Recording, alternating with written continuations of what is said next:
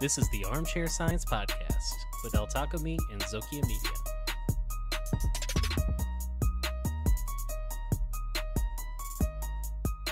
Welcome, everyone, to the Armchair Science Podcast. I am El Takumi. And I'm Zuki Media. And we are recording live on Twitch for all our lovely people out in Chatland, and also for all of the lovely people who are listening on their Amazon Alexas, on their Xboxes, on their whatever device you have that has on speakers. Your Zune, on your Samsung Smart TV, on your Raspberry Pi, on your, I don't care what, actually, that would actually be honestly a really cool project, would be making an MP3 player out of like a Pi Zero. Wait, does a Pi Zero have a headphone jack? Anyway, I'm getting off topic. But if someone just made a custom device just for listening to this podcast, that would make me very, very, very happy. But folks, we have a lot of fish to fry today because I'm mad as hell. And I am absolutely tired of the slanderous lies that have been perpetuated by the youth of America, the bullies, the vandals, the absolute miscreants, people trying to say that Santa isn't real. It is currently, as the day of recording this, it's the 22nd. Christmas is right around the corner. Santa and his elves have absolutely been working their butts off to make sure. It's been crazy up there. I don't know if the elves have a union, but they ought to get on it, because I'm sure that they've just been overworked like crazy. And, you know, there's, can you believe this, Zokia, that there are people in the United States today who claim that Santa's not real? Have you heard this? No, I have heard this, and I just, for those people, like, where do your gifts come from, buddy? Like, your parents say they're not getting them to you. Where do you think they come from? Are they like, it's crazy. People presume that, like, America is some kind of capitalist hellscape where people just consume mindlessly during this time of year.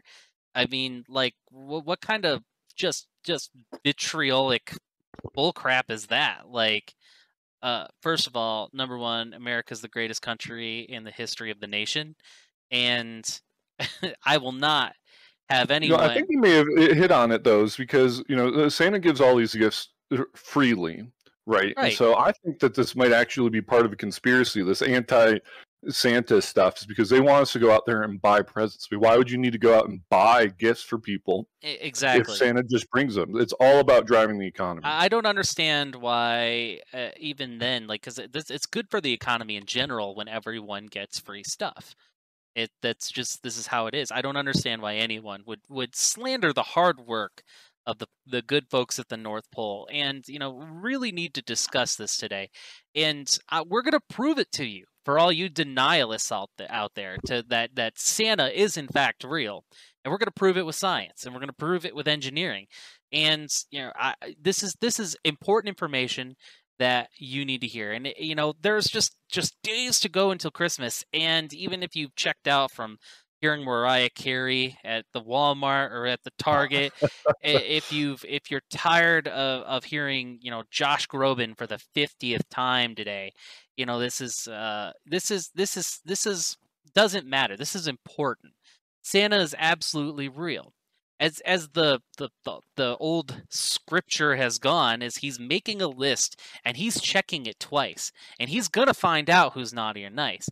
And if you have people seem to think that there's some kind of logistical issue with this, that Santa doesn't have that ability, of the billions of people on planet Earth that celebrate Christmas that are expecting presents this year. People are under the presumption that somehow he's not able to keep up. Well, here's the things. And Zokia, I feel like you could probably lend a testament to this as your background knowledge. I am absolutely convinced that Santa Claus has been leveraging mining of data from both AI engines and all for years. His technology. Elves are known to be incredibly industrious.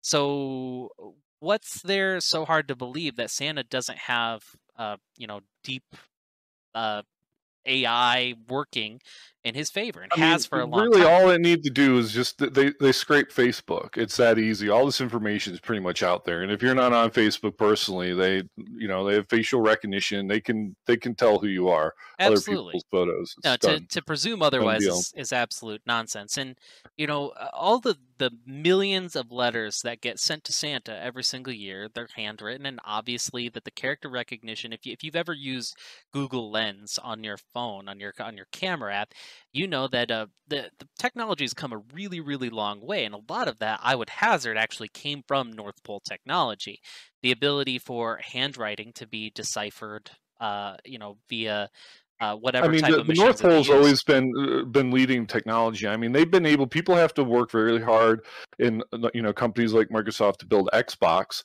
and then immediately once they make that discovery, like the elves already like have it down. It's like they're already like steps ahead, Oh, so that they're 100%. ready for the next season. They need No, to be able to build that. so much innovation has come from North Pole technology. This is not news to you or I.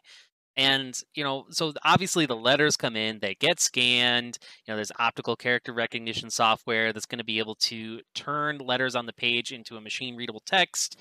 And there's obviously an AI component to it as well, where the last thing you need is kids receiving ploitations and My Little Peonies. They need there's absolute correction there, and there's a rigorous audit process, and it's just astounding to me that anyone could assume anything other than that Santa's got the goods. They know what they're doing They're up there at the at a North Pole. point right now. They don't even technically. The letters are actually just a way to kind of confirm. They already know your buying habits from Amazon. They know the stuff that you've gotten, so they can predict with utmost accuracy what it is you desire every Christmas season. Absolutely. And it's important to point out too that with the millions, people think, well, how can you manage that much data to for uh that? Santa's got the most intricate server network in the world. And I'll be honest though, it is beneficial to those of you listening that if you do send Santa a wish list, you are far more likely to have success if you send your wish list early in the year. A lot of people kind of last minute it, wait until December. You should definitely be sending them in September, just so that way their workload is able to get front loaded. Because the elves have been out there for the last 60 days or so, absolutely, in just a dead grind trying to make this year happen. And of course, with this year, just like with last year, with all the extra social distancing having to occur at the North Pole and Santa's workshop, there's an increasing uh, you know uh, demand for products getting under the Christmas tree on time. And I which mean, the kind of reality situation is the reason they chose the North Pole is because that actually ends up being one of the ideal locations, distance-wise, to pretty much everywhere in the world. So not only are they able to deliver a lot faster from that particular location to the rest of the world, but they can receive shipments for all the raw materials and stuff that they need. absolutely 100%. It's as a central location to I mean, largely most of the entire northern hemisphere. It only makes sense. This is I don't understand what's so hard for people to believe about this. Now, and which leads to the next part. We're going to talk about logistics. It's not even just about getting the letters, processing the information. It's about, getting the presents physically to the destination. And people seem to think that there's some weird physics component, some problem to being able to deliver all the presents in one night, one man and his 8 reindeer, or nine if you count Rudolph, but Rudolph's kind of like a situational thing if in inclement weather. So I don't understand Um, what's so hard to believe about this either. I mean, to get around the world 100% on Christmas Eve, you'd have for if you're going to be flying for 30 hours. So imagine if you're accounting for the day night cycle in the different time zones, he has roughly 30 hours to go. So Santa is going to have to travel at about 600 miles per second. And that sounds like it's going to be supersonic speed, which it is. But we have jets even that pass the sound barrier all the time. I don't understand why it's such a hard problem for people to realize. And delivering these things is an intricate type of thing. Now, Santa's sleigh is obviously going to be optimized to minimize drag. Just like with any physics problem, when things are flying, you have lift, you have drag, you have thrust, etc. Components of physics that aren't exactly really hard math problems. And this has been down to an absolute science for the longest time. And people try to claim that reindeer are not aerodynamic enough and can't sustain flight because they don't have wings, thus they can't generate lift. Listen. Oh, don't let Disaster Doe hear anyone say that. Precisely. I mean, you will struggle to find an animal that is less aerodynamic, or excuse me, more aerodynamic than a reindeer. Reindeer are absolutely 100% perfect in their design in regards to their aerodynamicness. They minimize drag entirely. Their antlers are forward facing. They have a front weight bias. Thus, just like a lawn dart, if you've ever thrown a lawn dart, they're incredibly precise. They're incredibly safe, just like reindeer.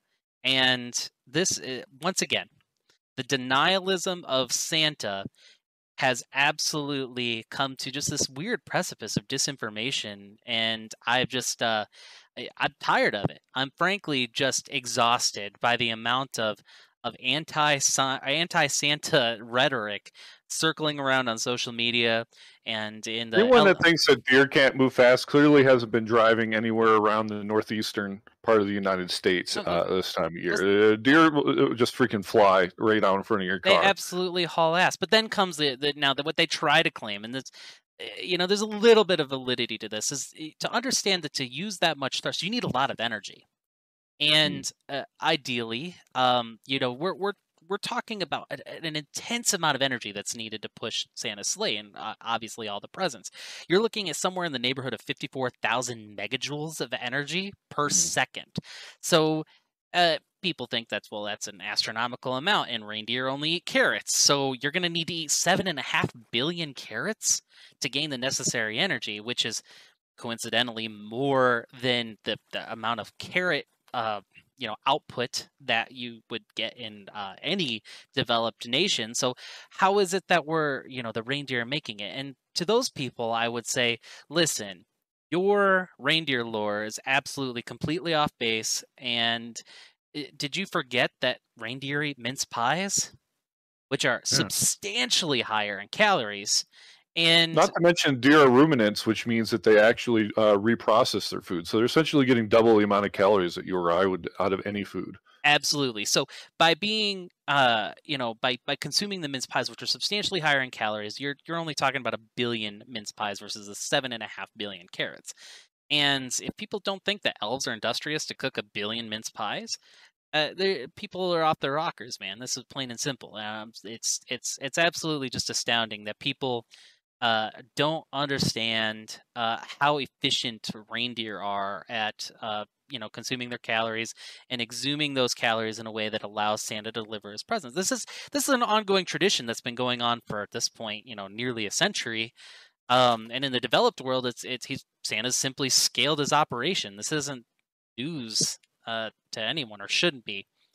And which once again, winter, especially in the northern hemispheres, we've got our winter going on during Christmas, and people wonder how Santa, if he's going to be traveling around at Mach 1 speeds, constantly delivering presents and consuming this much energy, how on earth does Santa Claus himself maintain his own body temperature? A human, they try to claim that a human can't survive that type of speed, can't survive those conditions, can't survive the cold. To which I say, that's hogwash. Obviously, humans, overall, even non-magical ones, have been entirely capable of surviving some of the most austere climates imaginable. We've been able to survive being near volcanoes, being near lava. We've survived the vacuum of space, cosmic radiation. These are all things that we're more than equipped to handle. So obviously, Santa is on the cutting edge of not only fashion, but on material science technology. And everyone seems to think that, well, okay, fine. Like, what's he got? A graphene suit? Yes, 100%. Santa 100% uses graphene as a construction material in both his sleigh and in his clothing. And it's simply a matter of dressing in layers. If an astronaut can take a walk out in space and take constant cosmic radiation, obviously a very robust man that Santa is able to knock out the cold and the wind conditions of moving at Mach 1 with little more than just, some thermal underwear. I don't understand why this has been uh, so controversial, if I'm being honest. So, well, not to mention the sleigh is designed in such a way to minimize the amount of air movement specifically to the occupant of it. Just kind of like drifts right over the top. There's actually effectively a bubble of safer space there. I mean, 100%. well, But that's what the suit takes care of. it's the same way of like the principle of like pickup trucks, right? There was a common myth that pickup trucks, you have to lower the tailgate to get better efficiency, when in fact that's not the case. When you keep the uh, tailgate closed, you actually generate a type of like air cyclone moving in a horizontal fashion that actually stabilizes, that keeps that downforce at an equilibrium as it's traveling across, and air continues to travel over. This is basic physics, folks. I just it's frankly, with all the Santa deniers out there, all the first grade classrooms with the bullies and I trying think the to. problem is it's all the flat earthers, right? Because if the Earth is flat, it's obviously a lot more difficult for Santa to make it all the way around. But obviously, it's round. They're not thinking about the fact of how actually interconnected all this stuff is and how close the North Pole is to everywhere. Yeah, honestly, the only people who are denying that Santa exists are just people who don't understand calculus, plain and simple. Yeah. Like, it's understanding the use of vectors and 3D images, and they don't understand GPS, they don't understand night cycles, they don't understand basic physics. I mean, it's come on, like, everyone's got graphene, especially Santa. So, there comes like the problem solving point for me as science communicators. We have a duty to make sure that we are pushing on good, truthful information to the public, Zokia. So, as a science communicator, what do you have to say to the anti-Santa crowd, if you will? Well, what I got to say to them is, I hope that they have a fireplace because they're going to have to enjoy the coal that they're going to inevitably end up possessing for not believing in Santa. I mean, it's truly sad. And I don't know about you guys, but I get Legos every year. Disaster doesn't buy them. I don't buy them. I don't know where the hell you think they come from. So Yeah, you think you just go to the store and just buy all those things? Well, yeah, you can, but not during this time of year. The stores would literally run out of stock so quick. If that was the case every single year, that like parents across America were rushing to buy presents for their kids, I mean, that's absurd. And the only thing I would have to say to the anti Santa crowd is just quit with your confirmation bias. Listen to the experts. You should know by this point. With all the I mean, who do they think songs, NORAD is tracking every year? 100%. NORAD it's a government institution for tracking like all the stuff that might be flying over us. Like, what are they tracking? Yeah, Tell me that. yeah. They track nuclear missiles. They track potentially foreign dangerous aircraft, and they always track Santa. Not that he's an enemy of the state or anything, but to track his progress, because his service to this globe, frankly, is one of the most vital services that any person would be able to provide. And especially in these times where people are increasingly divided, Santa provides, I'm going to say, the most important service of this time of year. Every single year. I mean, I figure that they keep an eye on them, not only for those reasons, but also just in case anything goes wrong. They're there to like help out. It's never needed to happen. Like, I don't think they understand like all the level of technology that the North Pole has. But as you said, it's super important to what we have going on here, and they want to protect that asset as much as they can. Absolutely. And, you actually brought up an interesting point about the fireplaces, because that's another point in contention that, not all households in America, not all households in the world even, have fireplaces that would be big enough for a human to slide down, even an average size human, let alone someone as large as Santa. And it's always been a point of contention. I feel like obviously there's if people have degraded their own working knowledge of physics to, pushing the square block through a round hole, yes, if that's as far as you've gotten, then I could see how you don't understand that. But Santa has had quantum entanglement technology down to literally a science for decades now. This is not a new thing. Santa can teleport from virtually any fireplace to your tree easily and with great efficiency without much power usage. And the same entanglement technology that we as a normal populace are just starting to really begin to understand is we're getting there. And Santa, where do you think the inspiration these scientists have came from? Come on, folks.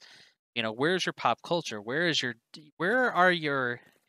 patriotism, frankly? When it comes to this Santa denial. Frankly, I'm tired of it. And it's actually making me a little upset talking about. But Santa, I just want you to know from the bottom of my heart, I really appreciated the red Power Ranger that you gave me in 1996, December. That was life-changing. Push down the belt buckle. You could flip the head flipped. It morphed, obviously. People seem to think that type of craftsmanship, frankly, can be achieved in some factory offshore. Like, no. Like, clearly it was built by elves. Zokia, what was your favorite Christmas present you ever received? Oh man, you're just gonna drop that one on me? Yeah, as a kid. As a kid, I should clarify as a child. Oh gosh. I mean, ultimately, the one I probably got the most use out of, and ended up kind of. Oh gosh, there's so many good answers to this. Go through the list. Give us like a top 3 list or a top 5 list. They don't even need to be in ranked. So Sega Genesis was the first game console I had. That was very formative. Everyone knows elves are great at soldering points onto boards. Like, why do people presume that only Sega in their factories in Japan were the ones capable of manufacturing such a device? Yeah, well, they buy their boards from the North Pole anyway. I didn't know that. Yeah, it's actually, North Pole is really great for soldering boards because the cold temperatures really help the solder to like dry a lot faster. So you can pump out boards super fast there. Wow. Superconductors that they use to drive all these things work best at the absolute coldest temperatures. So the coldest temperatures you can find on Earth are at the North Pole and in some people's hearts, but it's a lot harder to build a factory in people's hearts. So. Anyway, I'd have to say, so the other one was a gift from my grandfather, which was an erector set. I don't even know if erector set's still a thing. I think they are. Probably are. I definitely had one, and I've seen both the plastic erector sets, and I also had a metal one as a kid too. Those were I had a metal one. And every year my grandfather would get me something like that, and it would be like an erector set, and then one year it was like kind of like the plastic erector set with solar power stuff on it. So I was making solar power cars and solar power devices and that sort of thing. My quick side note, I mentioned this like in our first episode, but my grandfather, way back when I was a kid, was already doing the solar power, hydropower, and wind power for the cabin that we have up in the woods. So like, obviously had a huge effect on me and his respect for nature and technology and all that stuff. So very formative stuff for my grandfather every year. Oh, 100%. And did you ever have Kinects? I did. Yes. I had the one where you could build the Ferris wheel. So I'm actually going to be a little bit jealous here. My good friend and family member Fudge Lobster had the roller coaster. And I always wanted the roller coaster. Only rich kids had the roller coaster. That thing was dope. and Santa did such a good job of putting that together. 100%. It's like just the best, and 100%. I'm envious. I'm still envious just thinking about it, and in fact, I'm gonna put it on my wish list for this year. Santa. I saw one for sale like last year, and I was about that close to buying it because I always wanted one. It's great, like to purchase those things in the off season, but 100%, like Santa's always gonna come through for people, and it's just once again sad that there's folks in denial of his existence, folks in denial of his service to this country and to this world. And enjoy your coal, suckers. Enjoy your coal, plain and simple. And honestly, I feel like Santa's probably going to transition to green energy before long, so you might not even get that. You might not even get that, and unless you're Joe Manchin or something, and you got plenty of that. But on that note, you'll just get carbon credits. Oh, 100%. Make sure, folks. Make sure it's December 22nd, like I mentioned before. If you do not have your letters in, get them in. You can send an email to Santa. You can tweet him. The North Pole does have, in fact, a Twitter handle. I don't know what it is right off the top of my head, but you can 100% do that as well. But letters are preferable. Those are going to have the most reliable turnaround. So make sure you're getting those letters out there. So that way the elves have a decent amount of turnaround. You're quickly approaching the deadline. Folks, have a wonderful holiday season. Make sure that you're taking care of yourself, being safe particularly. Enjoy time with your friends and family. And this has been the Armchair Science Podcast. Thank you for listening to the Armchair Science Podcast with El Taco Meat and Sokia Media. Theme music is Whispers by CRM Losi.